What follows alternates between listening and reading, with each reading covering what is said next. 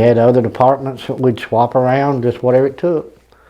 But you was expected to do a little bit of everything too. You did. That's not my job. That's not my job. You didn't say that. He said pretty much you do what you're told to do, and you pick on what you did to do. But whatever it took, we just handled it. And that's what served me well through life. You pick up a little electrical knowledge, you pick up a little plumbing knowledge, and all that.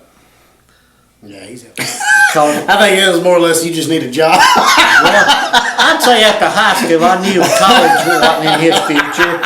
So I said, hey, there's plenty of divisions there that, that says a lot when you're wanting your child to come down there. And for different reasons, And like I said, I knew real soon he wasn't college material. So I said, better learn how to work. Work hard. Work hard, yep. I started on the dock for the first year. Yeah, got his feet wet and all. Matter of fact, because like I told you, I was about $1.30, maybe $1.40 silver wet. And when I actually even made the comment about getting into fire protection, he was like, "Yeah, good luck." Those some big boys. Oh yeah, they was houses right there. Yeah. I can't tell you how many plumbing companies owners got their start at Bouchard's, or sprinkler companies. There's several sprinkler companies. The guys got their start at Bouchard's. Electric companies, electrical. When I went to work at Bouchard's, I didn't know what an elbow was, what a T was, a pipe nipple, a valve, none of that. And so that's something you picked on.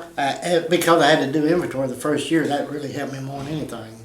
Diversification, doing different things. It's kind of one company could do a lot of everything in there.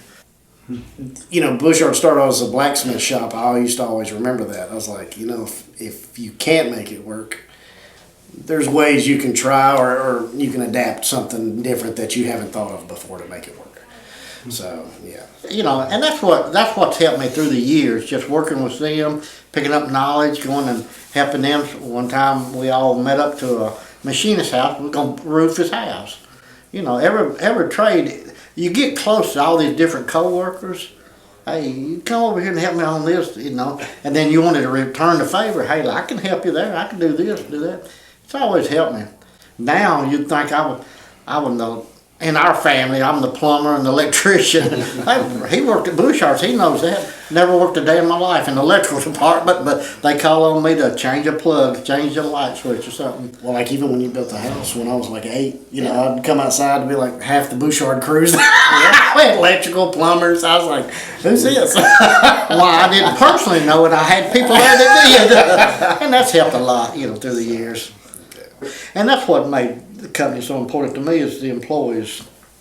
Just the family atmosphere, seeing each other in a place other than work helped a lot. We used to go on the company trips, once a year.